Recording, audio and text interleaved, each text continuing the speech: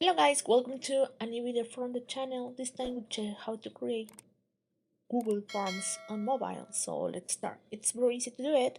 Just go to a browser. In this case I use Google Chrome, and then just write Google Forms. Then go to the first option that says Google Forms Online Form Creator. So just click there. After this, just go to Forms. Then just wait a little bit, and then you have been transferred to the page that is Google Forms.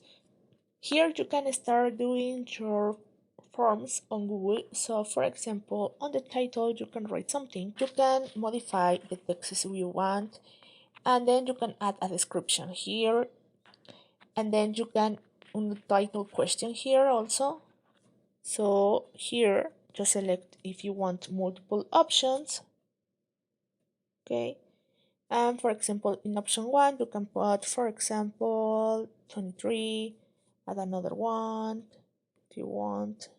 So after you finish this, just click on done,